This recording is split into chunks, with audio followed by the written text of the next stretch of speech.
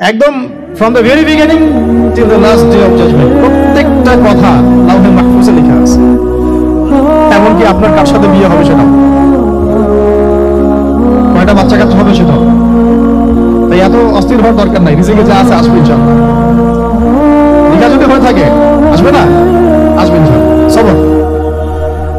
তো এই জন্য মুমিনদেরকে বলা হয়েছে তোমরা কখনো হতাশ হবে না, কারণ তাকদীর লেখা হয়ে গেছে, হতাশার কোনো কারণ নাই। একটা প্রবণতা আমরা সমাজে দেখছি,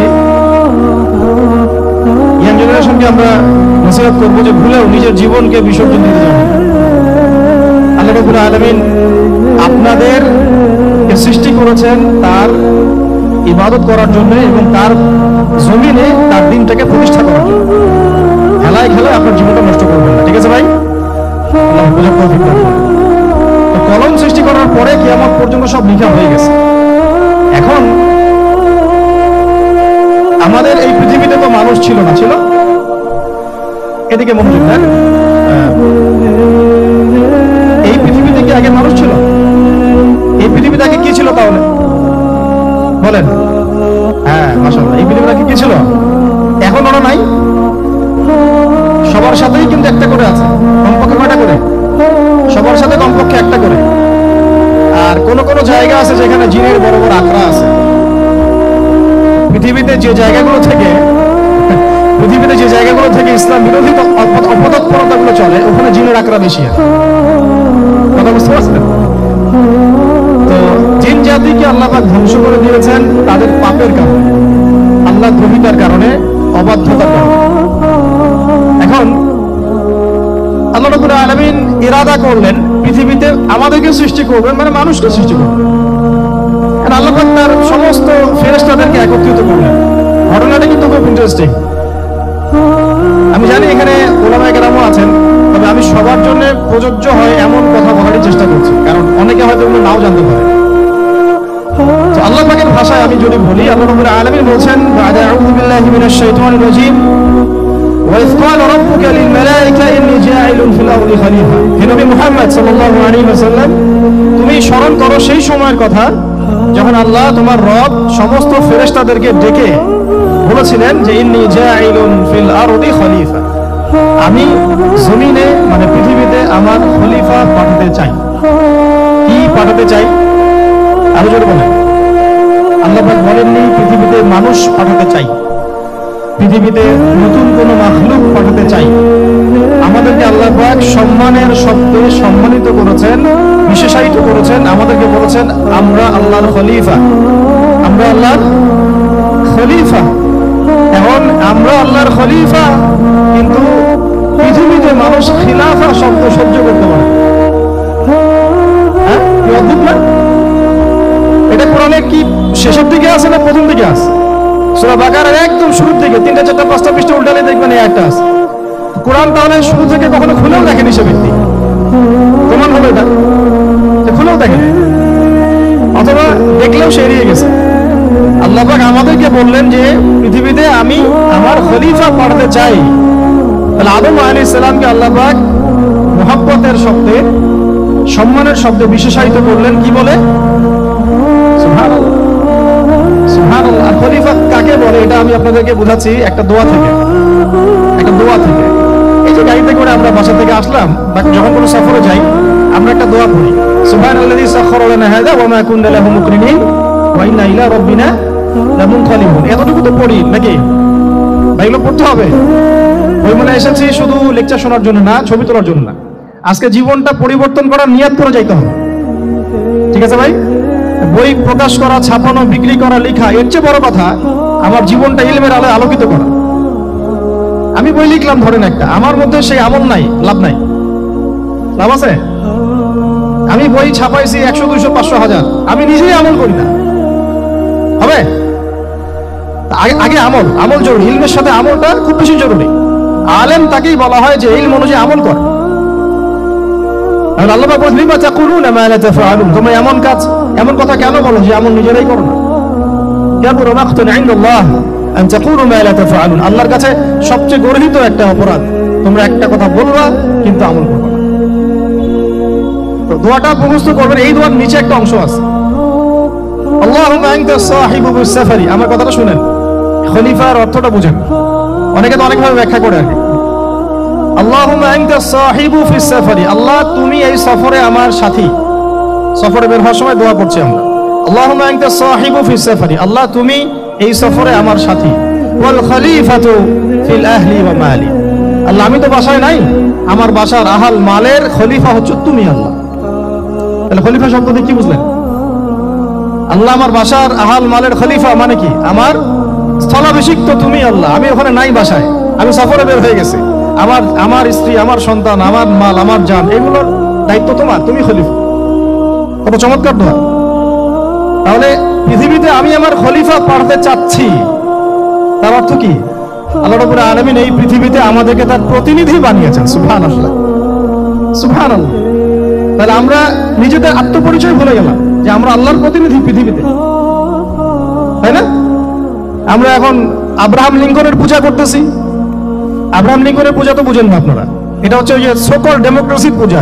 আল্লাহ পাক বলছেন ওয়াল্লামা আদামাল আসমাআ কুল্লাহা, আল্লাহ বলছেন আমি আদমকে এই মহাবিশ্বের যত নাম আছে, নাউন্স, ইসম, সব শিক্ষা দিয়েছি। সুবহানাল্লাহ। এই মহাবিশ্বের যত নাউন্স, নাম, এখানে ইসম শব্দের অর্থ কিন্তু জ্ঞান। ইসম মানে কি? এখানে জ্ঞান। মহাবিশ্বের যে জ্ঞানগুলো আছে, এই জ্ঞানগুলো আল্লাহ পাক আমাদের আদি পিতাকে শিক্ষা দিয়েছেন। আমাদের আদি পিতাকে আল্লাহ নিজে শিক্ষা দিয়েছেন। সৃষ্টিগতভাবে আমরা জ্ঞানী ছিলাম না, আল্লাহ পাক আমাদেরকে জ্ঞান শিক্ষা দিয়েছেন। আমরা ফিলোসফির বইগুলো খুললে দেখবেন ওখানে বুদ্ধিবাদ নামে একটা মতবাদ আছে।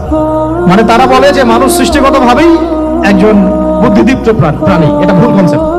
সৃষ্টিগতভাবে আমাদের মধ্যে জ্ঞান ছিল না, আল্লাহ পাক আমাদেরকে জ্ঞান শিক্ষা দিয়েছেন। বুঝতে পারছেন? একটা মতবাদ তাদের আছে অভিজ্ঞতাবাদ, মানে মানুষ অভিজ্ঞতা থেকেই শিখে। আরেকটা আছে সমন্বয় মতবাদ, আপনারা দেখলেন অনেকে পড়েছেন। এর বাইরে যে একটা মতবাদ আছে যে আল্লাহ পক্ষ থেকে ওহী ভিত্তিক মানুষ জ্ঞান শিখে, এই মতবাদ কোন দার্শনিকের বইয়ে স্থান পেল না। কি আফসোস, কি আফসোস। অথচ মুসলিম ঘরে দার্শনিক তারা, আমরাও পড়েছি ভাই 4 বছর। এই কারণে গেলে কি আফসোস, আল্লাহ পাকের ওহীর পক্ষ থেকে যে জ্ঞান আসতে পারে এইটা কনসেপ্টই নাই। অথচ এখানে কোরআনে আল্লাহ পাক বলছেন ওয়াল্লামা আদামাল আসমাআ কুল্লাহা, আমি আল্লাহ আদমকে সমস্ত নাম শিক্ষা দিয়েছি। সুবহানাল্লাহ। এরপরে এই যে জ্ঞান আদম আলাইহিস সালামকে আল্লাহ পাক শিক্ষা দিলেন, এর ফলশ্রুতিতেই আল্লাহ পাক বললেন যে ওয়াইজ কুলনা লিল মালায়েকা উসজুদু লি আদম, হে ফেরেশতারা তোমরা এখন আদমকে সিজদা করো।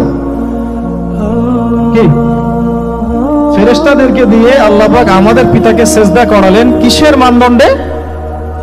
কিসের কারণে? জ্ঞানের কারণে।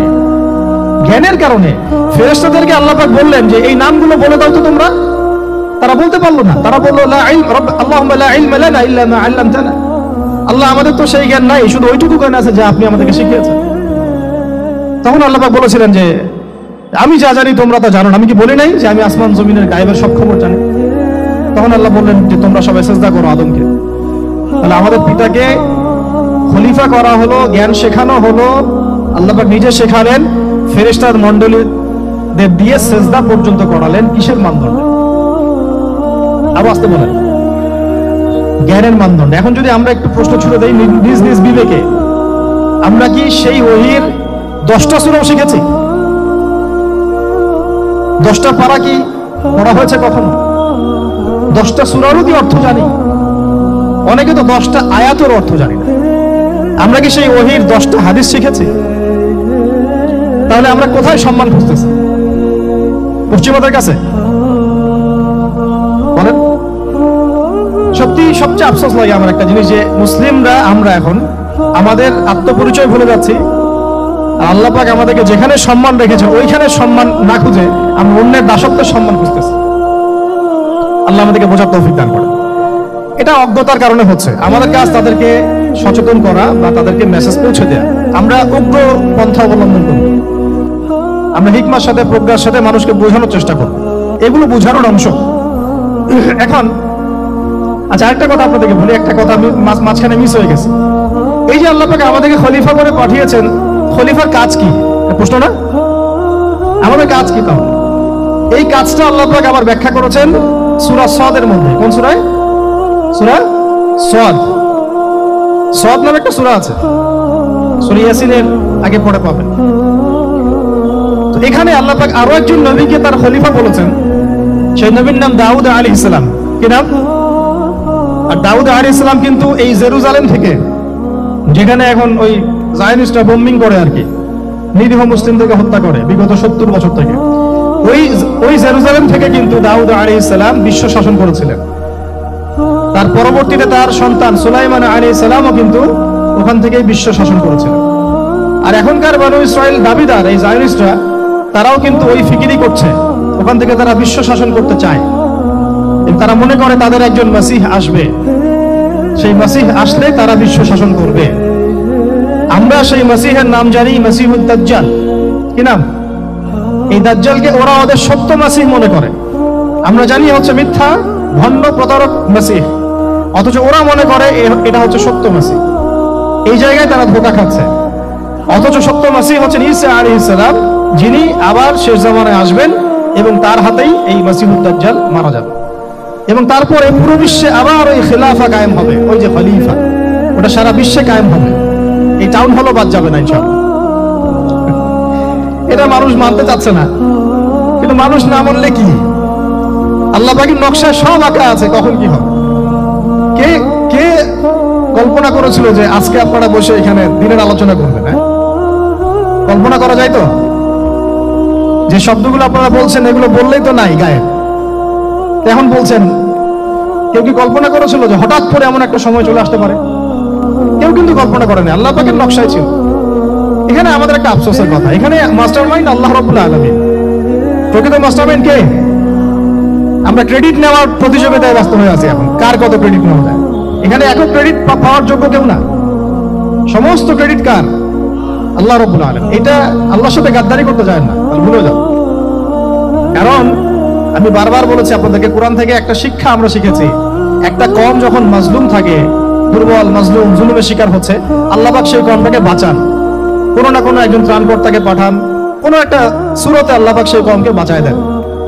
আবার যদি এই নিয়ামতটা পাওয়ার পরে ওই কওম আবার এই জুলুম শুরু করে, আবার আল্লাহ দ্রোহিতা শুরু করে, আল্লাহ পাক তার চেয়ে বড় জালেম চাপাই দিবে। কথা বুঝতে পারছেন? আল্লাহর সাথে গাদ্দারি করতে চাই না, আল্লাহ পাক আমাদেরকে বোঝার তৌফিক দান করেন। খলিফার কাজটা কোথায় পাবেন? কোন সূরায় ভাই বলেন? সূরা সাদে আল্লাহ পাক দাউদ আলাইহিস সালামকে খলিফা সম্বোধন করে বলছেন, ইয়া দাউদ। কি চমৎকার আহ্বান! ইয়া দাউদ, হে দাউদ, ইন্না জাআলনাকা খলিফাতান ফিল আরদ। দেখো, আমি আল্লাহ তোমাকে পৃথিবীতে খলিফা করেছি। কি করেছি? খলিফা করেছি। তোমার কাজ কি শোনো। ফাহকুম বাইনান নাসি বিল হক। বোঝার চেষ্টা করেন একজন খলিফার কাজ কি। খলিফা মানে আল্লাহর প্রতিনিধি, জমিনে যে দায়িত্বশীল, অন্য মানুষের উপরে যে দায়িত্বশীল, তার কাজ ফাহকুম বাইনান নাসি বিল হক, মানুষের মাঝে ন্যায় বিচার প্রতিষ্ঠা করবে, এটা তোমার কাজ। তাহলে এখন যারা আমরা এই জায়গায় আছি বা ভবিষ্যতে আসবো, আরো কাল আগাতে থাকবে, সময় আগাতে থাকবে, নতুন নতুন নেতৃত্ব আসবে, সবার ফাংশন একটাই, ফাহকুম বাইনান নাসি বিল হক। আমাদের কাজ হবে মানুষের মাঝখানে কি করা? ন্যায় বিচার, বিচার ফয়সালার ক্ষেত্রে ইনসাফ করা, ন্যায় বিচার করা। ন্যায় বিচার তো এখন জাদুঘরে আছে নাকি? হ্যাঁ, কোন কোন ক্ষেত্রে আমরা চাই না যে ন্যায় বিচার জাদুঘরে যাক, আমরা চাই আবারও ন্যায় এবং সাম্যের সমাজ প্রতিষ্ঠা।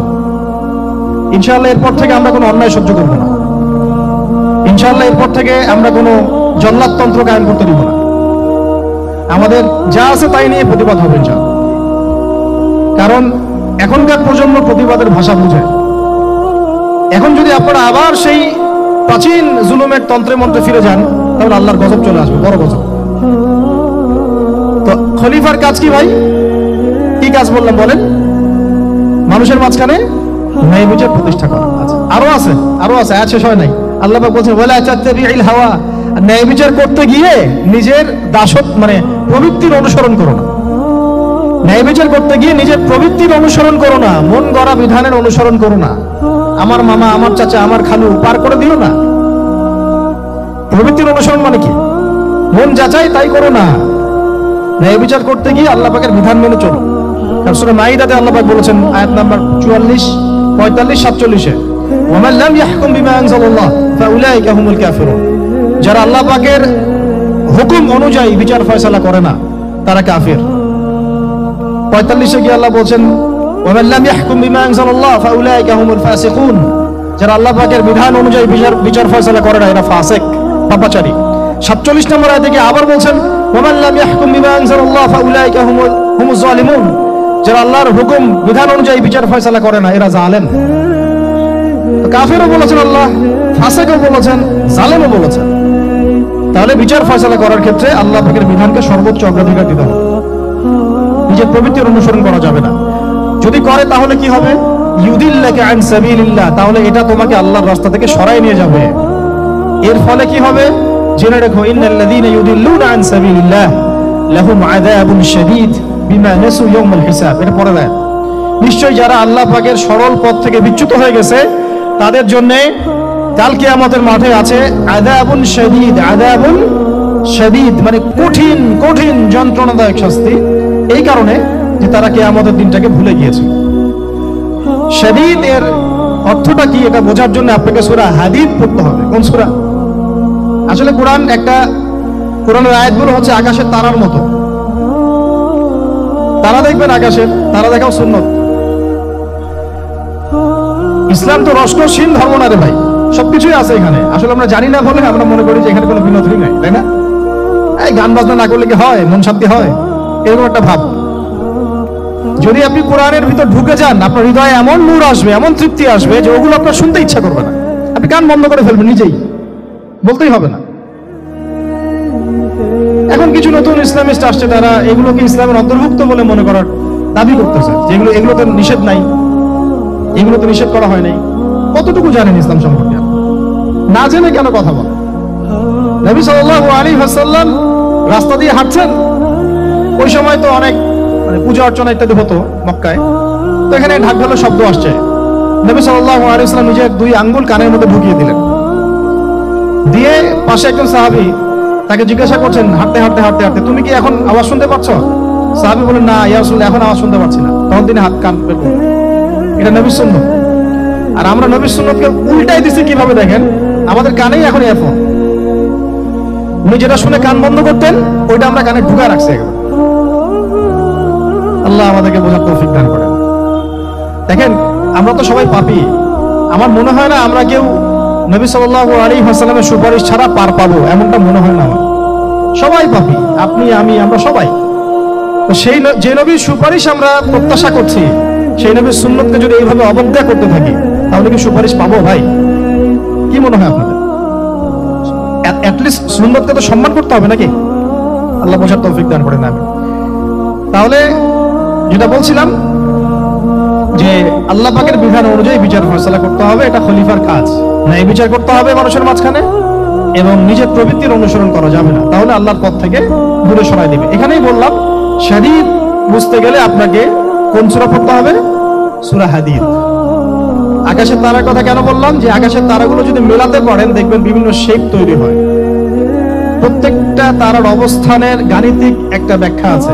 যারা অ্যাস্ট্রোনমি নিয়ে পড়াশোনা করেন তারা জানেন, এগুলো সবাই জানবেন না। প্রত্যেকটা তারাকে আল্লাহ পাক এত সূক্ষ্মভাবে স্থাপন করেছেন যে যদি একটু সামান্য একটু ডানে বামে এগুলো সরে যায়, মহাবিশ্বের এই স্থিতিশীলতা নষ্ট হয়ে যাবে। এবং এটার কসমও আল্লাহ পাক কোরআনে করেছেন সূরা ওয়াকিয়ার মধ্যে। কোন সূরা? সূরা ওয়াকিয়াতে আল্লাহ পাক বলেছেন, ফালা উকসিমু বিমাওয়াকিইন নুজুম, আমি তারার অবস্থান স্থলের স্থিতির কসম করে বলছি। আল্লাহ পাক এর কসম করেছেন। কত গুরুত্বপূর্ণ জিনিস, ঠিক আছে? তো পরেরগুলো বললাম না। সূরা হাদীদ কেন পড়বেন? সূরা হাদীদ আল্লাহ পাক বলেছেন যে ওয়ানজালনাল হাদীদা ফীহি বাসুন শাদীদ। এই যে শাদীদ বুঝাতে গিয়ে হাদীদে আসছে।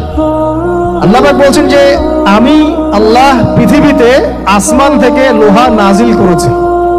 অবাক করার বিষয় না? লোহার খনি খুঁজতেছেন আপনারা মাটির নিচে, তাই না? আল্লাহ পাক বলছেন আমি লোহা নাজিল করেছি। আনজালনা, ঠিক যেমন ইন্না আনজালনাহু ফী লাইলাতুল কদর, আমি লাইলাতুল কদরে কোরআন নাজিল করেছি, আসমান থেকে নাজিল হয়েছে, তাই না? এরকমই ওয়ানজালনাল হাদীদা, আমি হাদীদ লোহা নাজিল করেছি। ফীহি বাসুন শাদীদ, যে লোহার মধ্যে আছে কঠিন শক্তি আছে না? আয়রন যে অণু পরমাণুগুলো, এগুলোর শক্তি সবচেয়ে বেশি না? কেমিস্ট্রিতে আপনারা পড়েছেন। তাহলে এখন আল্লাহ পাক বলছেন কিয়ামতের দিন তাদের জন্য আযাবুন শাদীদ, যারা আল্লাহ পাকের খলিফার দায়িত্ব পালন করবে না, যারা খলিফার দায়িত্ব পেয়েও ন্যায় বিচার করবে না, ইনসাফ করবে না, প্রবৃত্তির অনুসরণ করবে, ঠিক আছে, আল্লাহর পথ থেকে বিচ্যুত হয়ে যাবে, তাদের জন্য কিয়ামতের মাঠে এই শাস্তি আছে। তাহলে আমরা কি খলিফা শব্দ বুঝতে পারলাম? আমাদের পিতা যে খলিফা, এটা কি বুঝতে পারলাম? তাহলে এখন বলেন তো, প্রত্যেক নবী কি আল্লাহর খলিফা ছিলেন না? ছিলেন কি না? প্রত্যেক নবী কি আল্লাহর বিধান দিয়ে বিচার ফয়সালা করেন নাই? মানুষের মাঝখানে ইনসাফ করেন নাই? ন্যায় বিচার প্রতিষ্ঠা করেন নাই? এরপরে সাহাবায়ে কেরামের যুগে তারা কি ন্যায় বিচার প্রতিষ্ঠা করেন নাই? তাহলে হঠাৎ করে কি হলো বিশ্ববাসীর মধ্যে যে একেবারে কোরআন হাদিস এই মৌলিক বিষয়গুলো এগুলো সব পাশ কাটিয়ে আমরা মানব রচিত বিধানগুলোর দিকে চলে গেলাম? রহস্যজনক না বিষয়টা? এটা হচ্ছে দাজ্জালীয় একটা শাসন আসতেছে সামনে। দাজ্জাল নিজেকে খোদা বলে দাবি করবে, সে সমস্ত মানব জাতিকে বুঝাবে যে সেই খোদা, নাউযুবিল্লাহ। সে অনেক ভেলকি দেখাবে, মানুষকে তার দিকে টেনে নিয়ে আসবে, এমনকি সে এক হাতে জান্নাত এক হাতে জাহান্নাম নিয়ে ঘুরবে। নবীজি বলেছেন, যে তার জান্নাতে প্রবেশ করবে ওটাই তার জাহান্নাম, আর যে তার জাহান্নামে প্রবেশ করবে সেটাই হচ্ছে জান্নাত। তাহলে পুরো বিশ্ববাসীকে আল্লাহ থেকে দূরে সরিয়ে একটা গডলেস ওয়ার্ল্ডে রূপান্তরিত করার একটা তৎপরতা চলছে, লক্ষ্য করতেছেন না? এটা মূলত আপকামিং যে দাজ্জালীয় সভ্যতার ভবিষ্যৎবাণী নবীজি করেছেন, এই দিকেই ওয়ার্ল্ড যাচ্ছে আস্তে আস্তে আস্তে আস্তে ওই দিকে যাচ্ছে।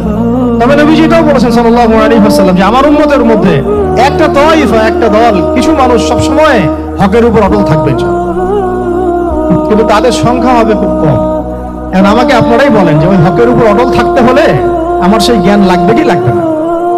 বলেন, যেই জ্ঞান আমাদের পিতাকে শেখানো হয়েছে, দেখবেন প্রত্যেকটা মানুষের মধ্যে কিছু প্রতিভা আছে, সৃজনশীলতা আছে, আছে না?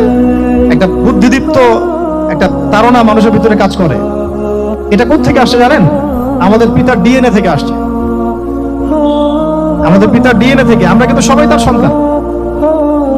এরপরে পৃথিবীতে মানুষ পাপাচারে যখন লিপ্ত হলো প্রচন্ড রকম, তখন নূহ আলাইহিস সালামকে আল্লাহ পাক পাঠান, এবং তিনি প্রায় 950 বছর দাওয়াতের কাজ করলেন, 40টা বা 80টা পরিবার ইসলাম কবুল করল। তখন আল্লাহ পাক এই মুমিনদেরকে বাদ দিয়ে সবাইকে গারদ করে দিলেন, ধ্বংস করে দিলেন। মানে আমরা যারা পৃথিবীতে এখন বেঁচে আছি, যে আপনি আমি, আপনাদের নাম আমি জানি না, আমরা যারা বেঁচে আছি, আমরা কিন্তু কোনো না কোনো ভাবে ওই 40 বা 80 পরিবারের সন্তান। আমরা আত্মীয়, কিন্তু আমরা সবাই কিন্তু আত্মীয়, জানেন? 40টা বা 80টা পরিবার বাদ দিয়ে বাকি সব মানুষকে আল্লাহ পাক ধ্বংস করে দিয়েছিলেন নূহ আলাইহিস সালামের মহাপ্লাবনে। ঘটনা জানেন না? 40 বা 80টা পরিবারকে বাদ দিয়ে বাকি সবাইকে আল্লাহ পাক ধ্বংস করেছেন ওই মহাপ্লাবনে। তাহলে এখন এই বিশ্বে যত মানুষ আছে তারা কয়টা পরিবারের সন্তান? ওই 40-80। আমরা কোনো না কোনো ভাবে একে অপরের আত্মীয় হই, মুসলিম অমুসলিম সবাই, মুসলিম অমুসলিম সবাই। আমরা যে অসাম্প্রদায়িকতার কথা বলি না, এই শব্দটাকে ভালো অর্থে নেওয়া যায়। কি অর্থে? অন্যান্য ধর্মাবলম্বী মানুষ যারা, তারা তাদের ধর্ম স্বাধীনভাবে পালন করবে, কোনো সমস্যা নেই, আমরা তাদের এই কাজে বাধা দিতে যাব। একইভাবে আমরা আমাদের ধর্ম স্বাধীনভাবে পালন করব, তারা এখানে কোনো বাধা দিতে পারবে না। সিম্পল। তারা তাদের উৎসব তাদের মতো পালন করবে, আমরা আমাদের উৎসব আমাদের মতো পালন করব। না আমি মূর্তি পাহারা দিতে যাব, আর না আমি মূর্তি ভাঙতে যাব। সিম্পল। আমি পাহারাও দিতে যাব না, ভাঙতেও যাব। সিম্পল। আমরা কি কুরবানিতে তাদেরকে বলতে পারবো ভাই আসেন আমার বাসায় দাওয়াত খান? এটা হয় কখনো? লাকুম দীনুকুম ওয়ালিয়া দিন। আপনাদের দিন আপনাদের, আমাদের দিন আমার। সিম্পল। এই অর্থ ঠিক আছে, কিন্তু সব ধর্ম মিলে যে নতুন ধর্ম বানানোর চেষ্টা করা হচ্ছে বাংলাদেশে, এটা ঠিক নাই। এটা শুভঙ্করের ফাঁকি। সব ধর্ম মিলে নতুন ধর্ম করার কোনো সুযোগ নাই। আমরা সবাই এক পরিবারের সন্তান। এখন আমাকে বলেন, নূহ আলাইহিস সালামের একটা ছেলে ছিল, নাম জানেন? কি নাম বলেন? কি না? না, মাশাআল্লাহ। কয় ছেলে ছিল তার? হ্যাঁ, না, মূলত 4জন সন্তান থেকে বড় বড় 4টা গোত্র সৃষ্টি হয়েছে। শাম এক সন্তানের নাম কি? এটাকে কেন্দ্র করে এই যে কন্টিনেন্টে, পুরো আরাবিয়ান কন্টিনেন্টে যত মানুষ, তার বংশধর। ঠিক আছে? হাম, একটা সন্তানের নাম হাম।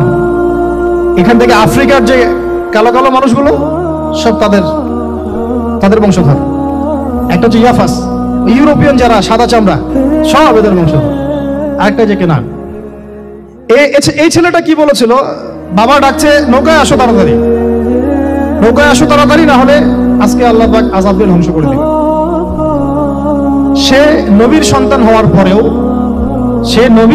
হওয়ার পরেও আল্লাহ প্রদত্ত ওহীর জ্ঞানকে মূল্যায়ন না করার কারণে ধ্বংস হয়ে গেল।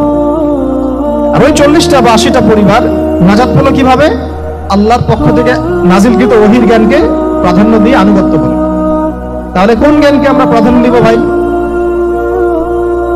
আমি বলছি না যে আমরা দুনিয়াবী জ্ঞানগুলোকে শিখবো না, ওই প্রসঙ্গে আমি একটু পরে আসছি যে আমরা শিখবো এবং কিভাবে শিখবো, কতটুকু শিখবো।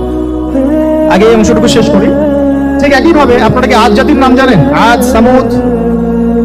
ওই যে সৌদি আরব এখন যেখানে লাইন বানাচ্ছে, লাইন প্রজেক্ট, ওই আলোলা বলে, আলোলা লাইন প্রজেক্ট বানাচ্ছে, দেখবেন অনলাইনে। ওই জায়গা দিয়ে নবী সাল্লাল্লাহু আলাইহি ওয়াসাল্লাম তাবুক যুদ্ধের সময় গিয়েছিলেন। যাওয়ার সময় তিনি বলেছিলেন, তোমরা মাথা নিচু করে কান্নাকাটি করতে করতে এখান থেকে অতিক্রম করো। সাহাবীরা মাথার উপর কাপড় দিয়ে কান্নাকাটি করতে করতে জায়গাটা পার করেছেন, কারণ ওই জায়গায় সামুদ জাতি ছিল যাদেরকে ধ্বংস করা হয়েছে। ওটা হচ্ছে এখন পর্যটন স্পট। সুবহানাল্লাহ। তো আদ এবং সামুদ জাতিকে আল্লাহ পাক ধ্বংস করলেন, কিন্তু তাদেরকে করেন নাই যারা ওহীর জ্ঞানকে প্রাধান্য দিয়েছে। ইব্রাহিম আলাইহিস সালাম কোন জ্ঞানের বদৌলতে আল্লাহকে চিনলেন? মানব রচিত জ্ঞান নাকি আল্লাহর পক্ষ থেকে নাযিলকৃত জ্ঞান? বলেন। মূসা আলাইহিস সালাম কোন জ্ঞানের বদৌলতে ফিরআউনের মতো এই যে কি বলবো প্রতাপশালী একজন শাসকের সামনে দাঁড়িয়ে বুক ফুলিয়ে ইসলামের দাওয়াত দিলেন? কোন জ্ঞানের আলোকে? ওহীর জ্ঞান। আর ওহীর জ্ঞান যখন নাযিল করা হয়েছে তখন তিনি দোয়াটা পড়ছিলেন, রব্বি ইশরাহ লি সাদরি ওয়া ইয়াসসির লি আমরি ওয়াহলুল উকদাতাম মিন লিসানি ইয়াফকাহু কওলি। প্রত্যেক নবী, ইউসুফ আলাইহিস সালাম কারাগারে 12 বছর থেকেছেন। কত বছর? 12 বছর। আমাদের অনেক ভাই এরকম 5 বছর, 7 বছর, 10 বছর, 12 বছর থেকেছে, আছে। এমনও মানুষ আছে, এখন বলা যায় তাই বলি, যে ওই যে একটা শব্দ শুনেছেন, আয়না ঘর, ওখানে দীর্ঘদিন ছিল, তারপরে নাই, কোথায় গেছে আল্লাহই ভালো জানে।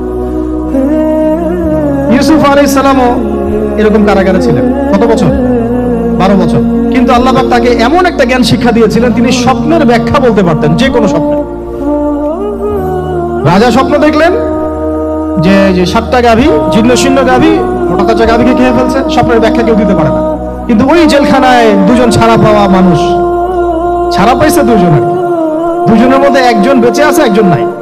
মানে 2জন বসে বসে ইউসুফ আলাইহিস সালামকে বলছিলেন যে আমরা একটা স্বপ্ন দেখলাম যে আমার মাথায় রুটি আছে, পাখি এসে রুটি খেয়ে ফেলছে। আর আমি স্বপ্ন দেখলাম যে আমি শরাব পান করাচ্ছি, ব্যাখ্যা কি? ইউসুফ, তোমাকে সত্যবাদী বলে জানি। ইউসুফ আলাইহিস সালাম বললেন, তোমার মাথায় রুটি যেটা খেয়ে নিচ্ছে, তার মানে তোমাকে শুলদণ্ড দেওয়া হবে। আর তুমি যে পানি পান করাচ্ছ, তার মানে তুমি নাজাত পাবে, ছাড়া পাবে। হলেও তাই। আর যে নাজাত পাবে তাকে ইউসুফ আলাইহিস সালাম বলে দিলেন যে তুমি রাজ দরবারে গিয়ে আমার কথা বলো, আমার কথা আলোচনা করো। সে ভুলে গিয়েছিল। পরে যখন এই স্বপ্নটা দেখলো বাদশা, তখন বাদশা সবাইকে ডাকলো, ডেকে বললো যে এই গাভীর স্বপ্নের ব্যাখ্যা কি? তখন এই ব্যক্তির মনে পড়ছে, আরে ইউসুফ তো ব্যাখ্যা দিতে পারে। সে গিয়ে ইউসুফ আলাইহিস সালামকে ডেকে নিয়ে আসতেছে যে এই রাজা স্বপ্ন দেখছে, ব্যাখ্যা কি? স্বপ্ন কিন্তু আপনার কাছে শুনে একটা স্বাভাবিক মনে হচ্ছে, আরে গাভীর আবার স্বপ্নের কি ব্যাখ্যা? তখন ইউসুফ আলাইহিস সালাম ব্যাখ্যা দিলেন যে 7 বছর ফসল ফলবে আপনাদের এলাকায়, তারপরে 7 বছর হবে দুর্ভিক্ষের সময়। কিসের সাথে কিসের ব্যাখ্যা? এই জ্ঞান কে শিখালেন তাকে? এই ইন্টারপ্রিটেশনের জ্ঞান কে শিখালেন? তাহলে জ্ঞানের মূল উৎস কে? আমার কথা বলার উদ্দেশ্য কি বুঝতে পারছেন? যত জ্ঞান তার মূল উৎস কে? স্বপ্ন একটা জ্ঞান, যদি সেটা সত্য হয়। আর জেনে রাখবেন, কিয়ামতের আগে আগে মুমিনদের স্বপ্ন বেশি বেশি সত্য হবে। ঠিক আছে? মুসা আলাইহিস সালামকেও সেই আল্লাহ জ্ঞান শিক্ষা দিলেন। ঈসা আলাইহিস সালাম এই কুষ্ঠ রোগীর গায়ে হাত বুলালে ভালো হয়ে যায়। হ্যাঁ, অন্ধ ব্যক্তির মানে চোখে হাত বুলালে ভালো হয়ে যায়। এমনকি মৃত ব্যক্তিকে তিনি বলছেন কুম বিইজনিল্লাহ, আল্লাহর হুকুমে দাঁড়িয়ে যাও, দাঁড়িয়ে গেল। এই জ্ঞান কে দিয়েছেন তাকে? দাউদ এবং সুলাইমান আলাইহিস সালাম এই যে পশু পাখির ভাষা বোঝেন, সুলাইমান আলাইহিস সালাম পিঁপড়ার ভাষাও বোঝেন। আপনাদের সায়েন্স কি পিঁপড়ার ভাষা বুঝে? হ্যাঁ, আমরা তো এখন সায়েন্সকে সবকিছুর মানদণ্ড মনে করি, তাই না? সায়েন্স যদি বলে হ্যাঁ তাহলে হ্যাঁ, না বললে না।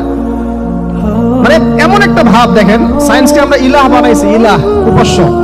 সায়েন্স যদি বলে যে পৃথিবী থেকে অমুক অমুক কোটি কোটি আলোকবর্ষ দূরে একটা গ্রহের সন্ধান পাওয়া গেছে, নাম দিল ধরেন যে আলফা এক্স ওয়াই জেড কিছু একটা, ওখানে হুড়পড়ি আছে, হ্যাঁ ওখানে দুধের সাগর আছে, মধুর সাগর আছে, তো মানুষ তখন বিশ্বাস করা শুরু করবে, হ্যাঁ হ্যাঁ তাই তো থাকতেই পারে। নাসা বলেছে না হয়ে পারে, নাসা মন্তব্য করেছে না হয়ে পারে। ওরকম যদি বলে অনেক দূরে একটা আগুনের একটা বিশাল ইয়া পাওয়া গেছে, গ্রহ পাওয়া গেছে, ওখানে আযাব দেওয়া হয়, শাস্তি দেওয়া হয়, ওখানে অন্য মাখলুক আছে, ওদের ভাষায় এলিয়েন আর কি, মানুষ বিশ্বাস করে। আল্লাহ পাক কোরআনে বলছেন যে সুলাইমান আলাইহিস সালাম পিঁপড়ার ভাষাও বুঝতেন, ওই কথা বিশ্বাস করতে চাচ্ছেন। সুলাইমান আলাইহিস সালাম বাতাসে ফ্লাই করতে পারতেন, এটা বুঝতে পারতেছেন, বিশ্বাস করেন। আরে ওই প্রযুক্তি না থাকলে এয়ারক্রাফট কিভাবে আবিষ্কার করলেন? যে প্রযুক্তিগুলো পৃথিবীতে চলে গেছে ইতিমধ্যে, ওগুলো ভবিষ্যতেও আসতে পারে। যেমন একটা প্রযুক্তির কথা বলি, সুলাইমান আলাইহিস সালাম বসে আছেন, একজনকে বললেন না সাবার রানী বিলকিসের সিংহাসন কে নিয়ে আসতে পারবে? একজন বললো যে আপনি উঠে দাঁড়াইতে যতক্ষণ সময় লাগে এর মধ্যে নিয়ে আসবেন।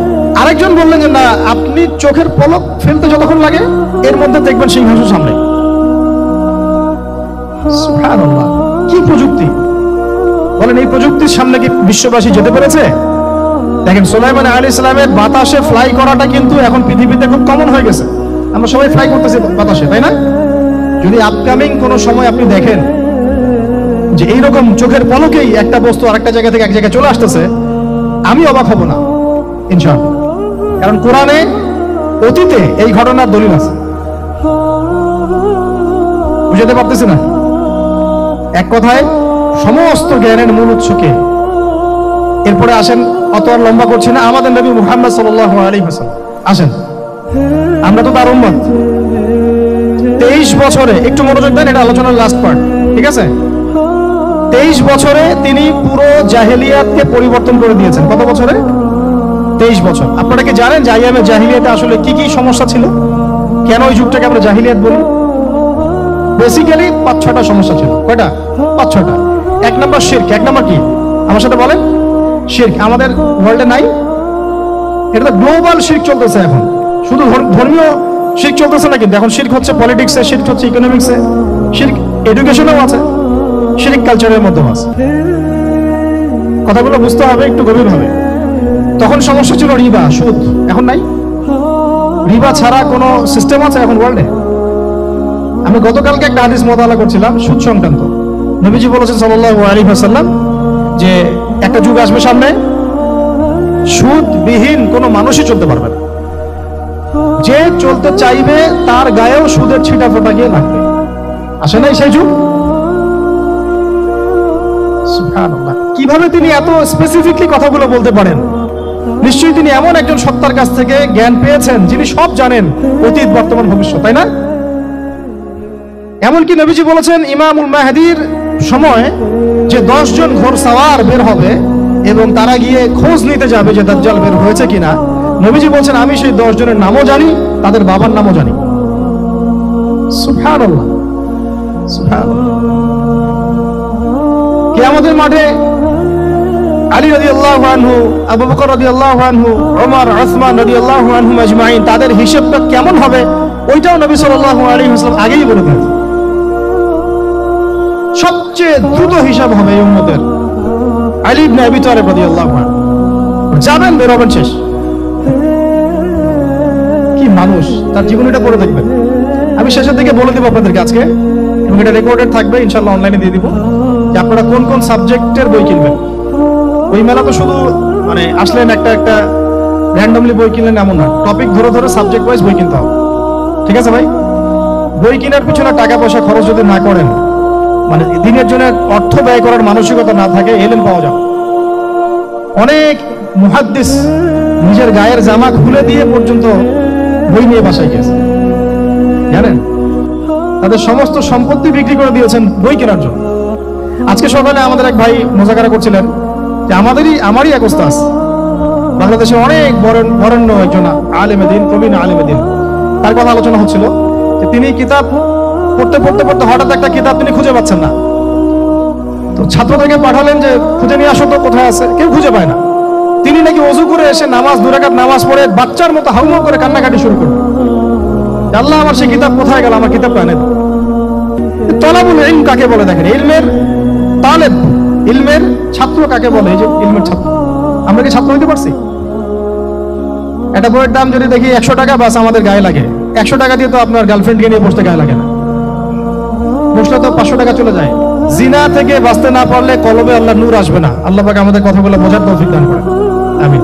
জিনা, আবার বলছি, জিনা থেকে বাঁচতে হবে, অন্যথায় কলবে নূর আসবে না। আল্লাহ পাক আমাদেরকে বোঝার তৌফিক দান করেন, আমিন। কোথায় ছিলাম ভাই? বলেন।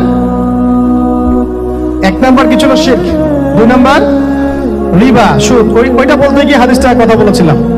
এই সুদটা কি এখন বেশি না কম? এখন সুদ মানুষ খাচ্ছে, যুক্তিও দিচ্ছে যে এই যুগে এখন সুদ না খাইলে কি চলে? একদিন একটা মসজিদে বয়ান করছিলাম, তো মসজিদে বয়ানের মাঝখানে একজন দাঁড়ায় গেল, দাঁড়ায় আমাকে বলছে যে ওস্তাদ, হুজুর বুঝলাম আপনার সব কথা ঠিক আছে, এখন আমার 1 লাখ টাকা ধার লাগবে, আমি কোত্থেকে নিব? বলেন, আসলে উত্তর দিবেন কি? হ্যাঁ, সুদের ক্ষতিকর বিষয়গুলো যেমন বলতে হবে, সুদবিহীন ব্যাংকিং সিস্টেম এবং অর্থনৈতিক ব্যবস্থাও তো চালু করতে হবে। সেটা কি? সেটা হচ্ছে যাকাত। সেটা কি? যাকাত, সাদাকা এবং করজে হাসানা, এগুলো তো চালু করছি না আমরা। আমরা শুধু কথা বলছি তাত্ত্বিক যে সুদ হারাম। আমিও তো অনেক জায়গায় বলছি, কারণ বলতে হচ্ছে না, আপনার জানাতে তো হবে। সুদের পাপের সবচেয়ে নিম্ন শাখা হচ্ছে মায়ের সাথে জিনা করা, সর্বোচ্চ শাখা হচ্ছে আল্লাহ এবং তার রাসূলের সাথে যুদ্ধ করা। একটা হাদিস বুখারীতে এরকম আসছে, বুখারীতে কি তিরমিজিতে, আমি রেফারেন্সটা ভুলে যাচ্ছি, তবে হাদিসটা সহিহ। নবী সাল্লাল্লাহু আলাইহি ওয়াসাল্লাম বলেছেন, যে ব্যক্তি 1 দিরহাম সুদ খায়, সে যেন 36 বার জিনা করে। আর আপনারা তো জানেন, এটা আমার বলার দরকার নাই। 4 শ্রেণীর মানুষকে নবী অভিশাপ দিয়েছেন, যে নিজে খায়, তারপরে যে সুদ দেয়, যে লিখে রাখে, যে সাক্ষী থাকে। আমি বলতে যাচ্ছি, আইয়ামে জাহিলিয়াতে এই সুদটা ছিল, আমাদের এই বর্তমান ওয়ার্ল্ড অ্যাফেয়ার্সে নাই। বাংলাদেশ একটা কান্ট্রি হিসেবে চিন্তা করবেন না, আপনি গ্লোবালি চিন্তা করবেন, কারণ এখন একটা দেশ স্বতন্ত্রভাবে চলতে পারে না। ওয়ার্ল্ড ব্যাংকের সাথে আপনাকে ডিল করতে হবে, IMF এর সাথে। আমি যদি প্রেসিডেন্ট হই, তাও আমাকে করতে হবে, আপনি হলে আপনাকে করতে হবে। কথা বলে তো শুধু কথা বলে লাভ নাই, আপনার বিকল্পটা কি? আসলে বিকল্প ব্যবস্থাটা কি? এটা তো মূল কথা। ইকোনমিক্স নিয়ে কতগুলো কিতাব আছে এখানে, ইসলামিক ইকোনমিক্স নিয়ে আমরা কতগুলো কিতাব ছাপাইছি, বর্তমান ওয়ার্ল্ড অ্যাফেয়ার্স নিয়ে আমরা কতগুলো কিতাব ছাপাইছি। নবী সাল্লাল্লাহু আলাইহি ওয়াসাল্লাম বলেছেন, শেষ জামানার সবচাইতে আমার উম্মতের উপর ভয়াবহ ফিতনা হচ্ছে, কি নাম বলেন? এখন আপনি আমাকে মাদ্রাসার পুরো সিলেবাসে কন্টেন্ট ফ্যাকাল্টি দেখেন, আছে কয়টা কিতাব আছে? সবচেয়ে ভয়াবহ ফিতনা নবীর মুখে, নিজের মুখে বলা, সবচেয়ে ভয়াবহ। এর চেয়ে ভয়াবহ কোনো ফিতনা আসে নাই, আসবেও না। তো এখন আপনি আমাকে বলেন যে এই ফিতনা সংক্রান্ত কতগুলো কিতাব আপনার কাছে আছে বাসায়, বলেন। তাহলে গ্যাপস আছে না আমাদের মধ্যে? গ্যাপস ফিল আপ করতে হবে। কথাগুলো বলার উদ্দেশ্য হচ্ছে গ্যাপসটা ফিল আপ করা। তো এই রিবার সমস্যাটা এখনো আছে। আল্লাহ পাক আমাদেরকে রিবা মুক্ত জিন্দেগি দান করেন, আমিন। এবং আমি রিকোয়েস্ট করব বিনয়ের সাথে, যে আমাদের ঊর্ধ্বতন কর্তৃপক্ষ যারা আছেন, শুধু একটা কাজ করেন না, একটা কাজ 1 বছর করেই দেখেন না কি হয়। প্রত্যেকটা মুসলিম, অমুসলিমদের কথা বলছেন, যেহেতু এটা খিলাফা স্টেট না, সেহেতু অমুসলিমরা এখানে জিজিয়া দিবে না। খিলাফা স্টেটে অমুসলিমরা জিজিয়া দেয়, এটা তো খিলাফা স্টেট না, এটা ডেমোক্রেটিক স্টেট এবং সেকুলার স্টেট। শুধু মুসলিমদের কাছ থেকে যাদের নিসাব পরিমাণ সম্পদ হয়েছে যাকাত দেওয়ার, সবার কাছ থেকে রাষ্ট্রীয়ভাবে বাধ্যতামূলক যাকাত নেন, দেখেন না অর্থনীতি সচল হয় না। 1 বছর নিয়ে দেখেন না কি হয়। কেউ এই উদ্যোগ গ্রহণ করতে পারতেছে না, কেন হচ্ছে না আমরা বুঝতে পারতেছি না। কর্জে হাসানার এনজিও চালু করা যায়। আমরা অনেক সংগঠন করছি, সোশ্যাল, অরাজনৈতিক ইত্যাদি, রাজনৈতিক। আমরা ইকোনমিক এনজিও খুব একটা করতে পারছি, কিন্তু এই জায়গাগুলো দখল করে ফেলছে। দেখেন কারা কারা, নাম বলতে যাচ্ছি না। যারা দখল করছে তারা কিন্তু এখন রাষ্ট্রের অনেক বড় বড় জায়গায় হস্তক্ষেপ করতেছে। ইভেন ট্রান্সজেন্ডারের মধ্যে ইস্যু কিন্তু তারা ঢুকাই দিচ্ছে ভিতরে, ঢুকায় নাই? উত্তরবঙ্গ জুড়ে, পুরো উত্তরবঙ্গে ঘুরে আসেন, দেখেন কাদের তৎপরতা বেশি। নীলফামারীতে সফর করে দেখলাম যে ওখানে একটা গ্রামের মধ্যে 24টা এনজিও কাজ করতেছে, সুদী সব। তারপরে মানুষ তামাক চাষ করে খাচ্ছে, একটা দল দাবি করতেছে নবী সাল্লাল্লাহু আলাইহি ওয়াসাল্লাম ছাড়াও আরো নাকি নবী আসতে পারে, নাউযুবিল্লাহ। এবং ওই যে মির্জা গোলাম আহমেদও তাদের অন্তর্ভুক্ত। মানুষ ওই দলের নাম লেখাচ্ছে চাকরির জন্য, ব্যবসা করতেছে তারা দেশের মধ্যে। তাহলে ভাই শুধুমাত্র তাত্ত্বিক কথাবার্তা না, আমাদের সংগ্রামটা কিন্তু বহুমুখী। শুধু ইলম অর্জন তো একটা বেসিক জিনিস, এই বেসিকটাই এখনো হচ্ছে না আমাদের। ইলম অর্জনটা বেসিক জিনিস, এটাই হচ্ছে না। এরপরে আপনার অর্থনীতি সমৃদ্ধ করা, সংস্কার করা, সমাজ সংস্কার করা, রাজনৈতিক অঙ্গনগুলোর মধ্যে যে অরাজকতা, এগুলোকে সংস্কার করা, কত কাজ আমাদের। কিন্তু আমরা কিন্তু একটা জায়গাতেও স্থির নাই। ইভেন একটা মাসালাতেও আমরা এক জায়গায় আসতে পারতেছি না, ঐক্যবদ্ধ হতে পারতেছি না। আমরা খুবই ব্যাকডেটেড চিন্তা করতেছি এই জায়গাতে। অথচ আমাদের উচিত ছিল এই প্রবলেমগুলোকে আরো 30-40 বছর আগেই সলভ করা। তাহলে এখন হয়তো আপনি ভালো কিছু পেতেন। আমাকে একটা প্রতিষ্ঠান দেখান যেখানে নুরানি থেকে নিয়ে, মানে নুরানি থেকে দাওরা বা ক্লাস নার্সারি থেকে মাস্টার্স, এরকম সিলসিলায় ইসলামিক শিক্ষা এবং জেনারেল শিক্ষাকে একত্রিত করে একটা সিলেবাস মেনটেন করে পড়ানো হচ্ছে। আমাকে কয়েকটা প্রতিষ্ঠানের নাম বলেন, আমি ওখানে আমার মেয়েকে ভর্তি করাবো। আমাকে দেন, রেডিমেড দেন, আমার ছেলেকে ভর্তি করাবো। আমরা ফিকির করতেছি না। এটা হওয়া উচিত ছিল বিগত 30 বছর আগেই। আমি আপনাদেরকে বলি যে প্রকাশনা সংস্থার ভাইরা আছেন অনেকে এখানে। ধরেন আমাদের রংপুরের কোনো ভাই আপনাদেরকে পুরো 1 বিঘা জমি দিল, ধরেন 5 বিঘা জমি দিয়ে দিল, ঠিক আছে? আর আমরা সবাই মিলে দেশবাসীর কাছ থেকে টাকা কালেক্ট করে একটা কনস্ট্রাকশন দাঁড় করে প্রতিষ্ঠান দাঁড় করালাম, একেবারে অনার্স, মানে নুরানি থেকে নিয়ে, মানে প্লে গ্রুপ থেকে নিয়ে মাস্টার্স, এরকম ফ্যাকাল্টি আর কি করলাম। এখন ভাই আপনারা যারা বই প্রকাশ করতেছেন, আমাকে কি আপনারা বই দিতে পারবেন? প্রত্যেকটা ক্লাসে আমি কোন কোন বই পড়াবো পারবেন? আমাকে কি সিলেবাস দিতে পারবেন? কথা বলেন। প্লে গ্রুপে কোন কোন বই পড়াবো আমাকে দেন, নার্সারিতে দেন, এসটিডি 1-এ দেন, 2-তে দেন, 3-তে দেন, 5-এ দেন, এভাবে আপনি আমাকে ক্লাস 10 পর্যন্ত দেন। তারপরে কি আপনি আমাকে অনার্স, মাস্টার্স, এই ফ্যাকাল্টিগুলো আলাদা আলাদা, এগুলো কি ইউনিভার্সিটি আদলে আপনি কি আমাকে সাজা দিতে পারবেন? আমরা জায়গা দিব, টাকা দিব, প্রতিষ্ঠান করে দিব। প্রকাশনা সংস্থা থেকে কি আমরা এতটুকু পেতে পারি? এবং এমন আলেমের প্রোডাক্ট যে আলেমরা সারা ওয়ার্ল্ডকে ডিল করতে পারে, মানে ইন্টারন্যাশনাল স্কলার। এখান থেকে যাবে ইউকে থেকে দাওয়াতি কাজ করে আসবে, অস্ট্রেলিয়া গিয়ে দাওয়াতি কাজ করে আসবে, মালয়েশিয়া গিয়ে দাওয়াতি কাজ করে আসবে, আন্তর্জাতিক মানের আলেম। আমরা কি জেনারেল শিক্ষিত ব্যাকগ্রাউন্ড থেকে তৈরি করতে পারবো? পারছি কি? আর আপনারা আমাকে বলেন তো ভাই, যে কত পার্সেন্ট মানুষ জেনারেল শিক্ষিত আর কত পার্সেন্ট মানুষ মাদ্রাসা শিক্ষিত? কাদের পরিসংখ্যানটা বেশি? তারা কি, তাদের কোনো অবদান রাখার কোনো সুযোগ নেই? এখন যদি এই ক্লাসিক্যাল পড়াশোনা না হয়, ইলমের এই গভীরতায় না যায় এবং বড় বড় ওলামায়ে কেরামদের সোহবতে তারা না আসে, তাহলে কিভাবে তারা বিশুদ্ধ ইসলাম শিখবে আর প্রচার করবে আর প্রতিষ্ঠা করবে? তো প্রশ্ন কিছু করে গেলাম। আজকে প্রশ্নগুলো রেখে যাচ্ছে এই কারণে যে এগুলো নিয়ে আপনারা ভাববেন যে আপনারা আমাকে একটা ইসলামিক ইউনিভার্সিটি করার মতো বইপত্র আমাকে বানায় দেন না। দায়িত্ব নেন কেউ, আপনারা সবাই মিলে দায়িত্ব নেন। আমি এখানে একটা স্কুল আছে আমাদের ছোট্ট, তহাজিন নুরাইন ইসলামিক স্কুল। এই স্কুল আমরা করেছি প্লে, নার্সারি, কেজি 1, 2, 3, 4, 5 এতটুকু। ট্রাইলিঙ্গুয়াল, মানে Bangla medium, English version, medium না, ইংলিশ ভার্সন আর অ্যারাবিক। এই সিলেবাসটুকু করতে, এই 8টা ক্লাসের সিলেবাস করতে আমাকে 7 দিন 8 দিন একেবারে বাংলা বাজার ঘাটাঘাটি করে, ওই আমরা আগে তো ইংলিশ মিডিয়ামে পড়াশোনা করতাম, ওই অক্সফোর্ডের বই ঘাটাঘাটি করো, ব্রিটিশ কাউন্সিলের বই ঘাটাঘাটি করো, তারপরে ওদের ম্যাথামেটিক্স, ওদের সায়েন্স, আবার এই মাদ্রাসার অ্যারাবিক, আবার এই সরকারি কারিকুলামের বই, এগুলো ঘাটতে ঘাটতে ঘাটতে একটা সিলেবাস আমরা দাঁড় করাতে পারছি। মাত্র 5টা ক্লাস পড়তে পারবে। এরপরে এটা করতে গিয়ে যে দেখলাম যে আসলে এগুলোর যে এত ঘাটতি আছে বাজারে, রেডিমেড কোনো প্রোডাক্ট এগুলো নাই।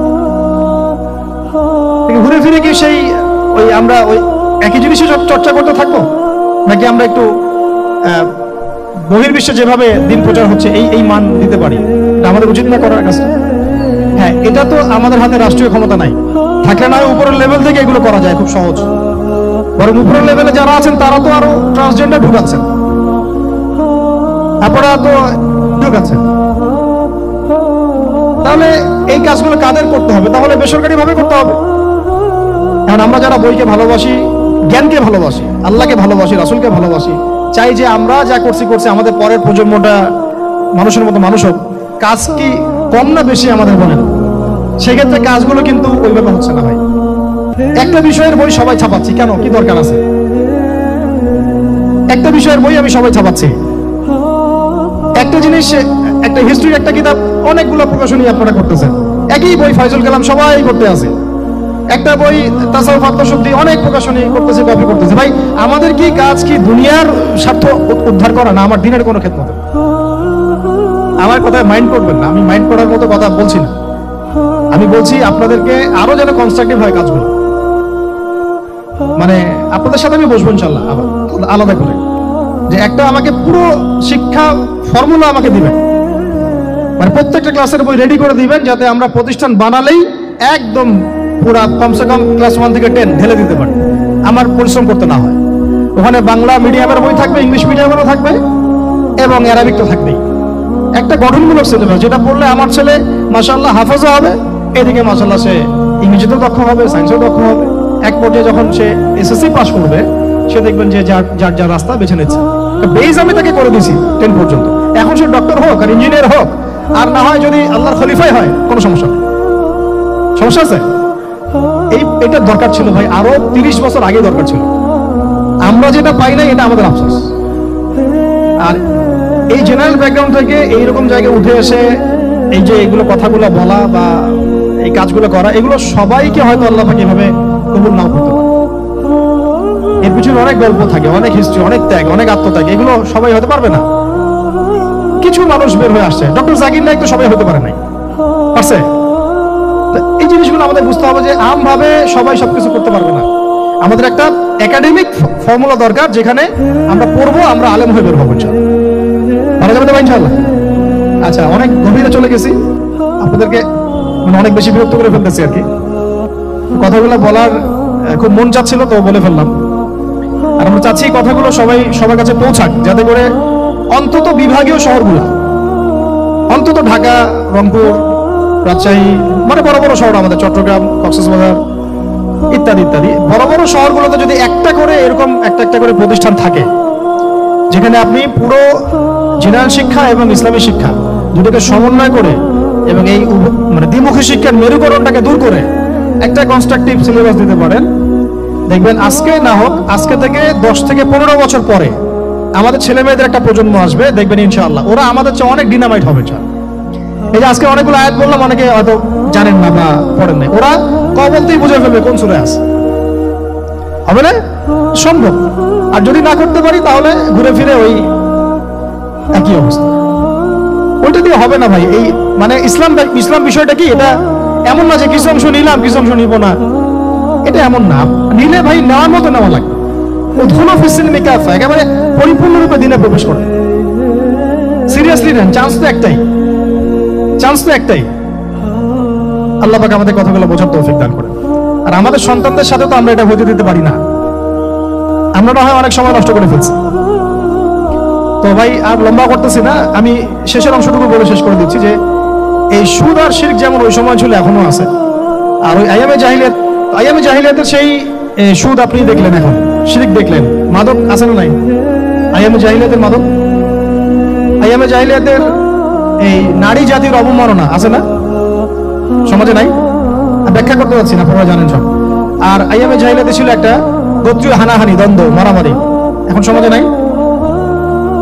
এটাই তো চলতেছে এখন সমাজে। তো এখন এই জাহেলিয়াতের সমাজটাকে মাত্র 23 বছরের মধ্যে আমাদের নবীজি চেঞ্জ করে দিয়েছেন। কত বছর? এখন আপনারা আমাকে বলেন তো যে তিনি কি কোনো জাদু করছেন?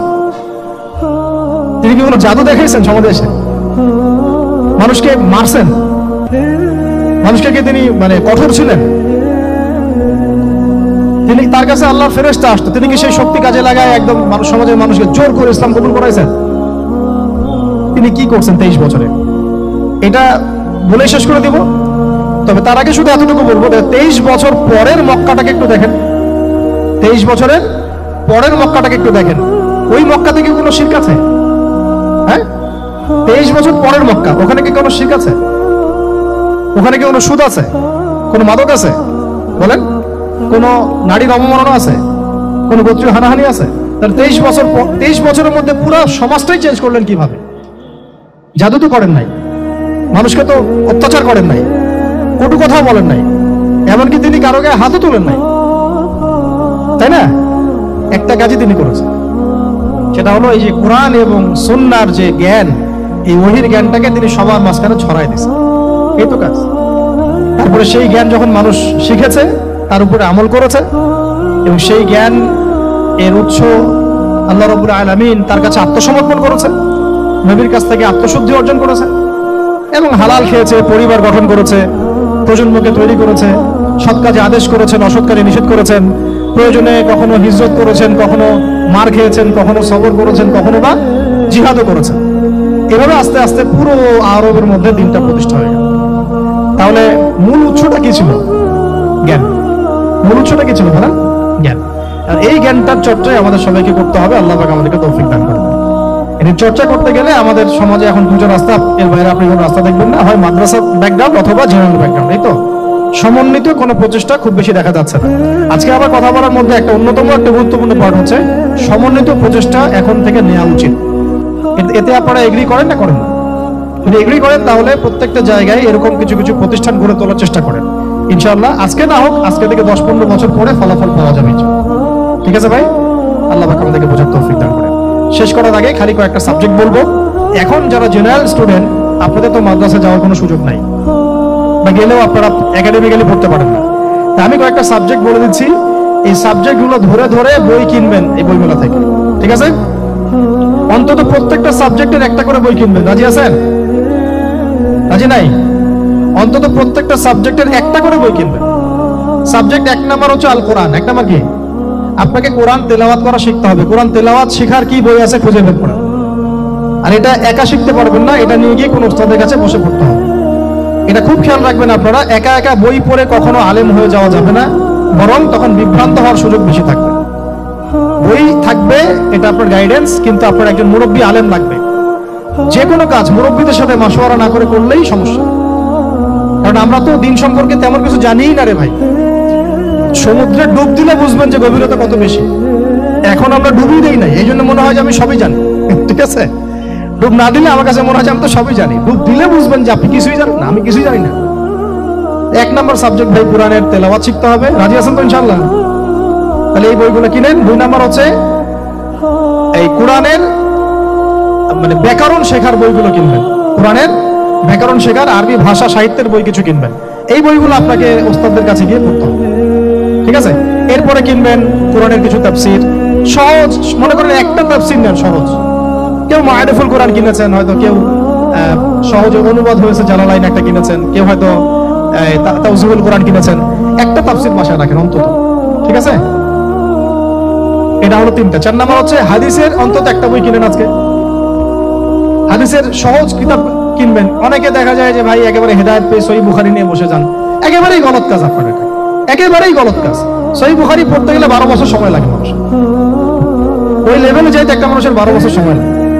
ওটা সবার প্রথমে ওটা খুললে তো আপনি হাদিস বুঝবেনই না, মনে হবে যে হাদিস কোরআনের সাথে সাংঘর্ষিক, এরকম মনে হবে। সহজ থেকে 1 লাফে কি আমরা ক্লাস 10-এ যাই? আগে তো ক্লাস 1-এ ভর্তি হয়েছেন, তাহলে হাদিসের শাস্ত্রে আসছেন, আগে বুখারী ধরতে গেলেন কেন? সবার আগে আপনি মৌলিক কিছু হাদিসে আরবাইন কিনেন, ফয়জুল কালাম কিনেন, আস্তে আস্তে আপনি বুলবুল মারামে যান, রিয়াদুস সালিহিনে যান, মিশকাতে যান, আস্তে আস্তে আপনি তিরমিজি নাসাই করতে করতে সহিহ বুখারীতে যাবেন, সমস্যা নাই। ঠিক আছে? হাদিস আরেকটা বললাম, কটা হলো? 4টা-5টা। হ্যাঁ, আগে বলি কোরআন, আরবি ভাষা সাহিত্য, তারপরে তাফসীর আর হাদিস, 4টা বলেছে। 5 নাম্বার হচ্ছে সিরাত। 5 নাম্বার কি? নবীর জীবনী যে পড়ে নাই সে নবীকে চিনে না। নবীর জীবনী না পড়লে না কোরআন বুঝতে পারবে, না আর হাদিস বুঝতে পারবে। নবীর জীবনের অন্তত একটা বই কিনে যান এখান থেকে, অন্তত একটা। 60টা কি 70টা নবীর জীবনী আছে এই বইমেলাগুলোতে, খুলে দেখেন। আমার কাছে সবগুলোই আছে। এই চট্টগ্রামে ভাইরা যখন ছিলেন লালখানে কয়দিন আগে, আমি ভাইদের কাছ থেকে বই কিনেছি, নিজে কিনেছি প্রায় 70,000 টাকা একদিনে। আর ওনারা আমাকে হাদিয়া দিয়েছেন মনে হয় আরো 30,000 টাকা। তো এক পুরা বই ব্যাগ গাড়ি ভর্তি। তো প্রায় 60, আমি গুনে দেখলাম যে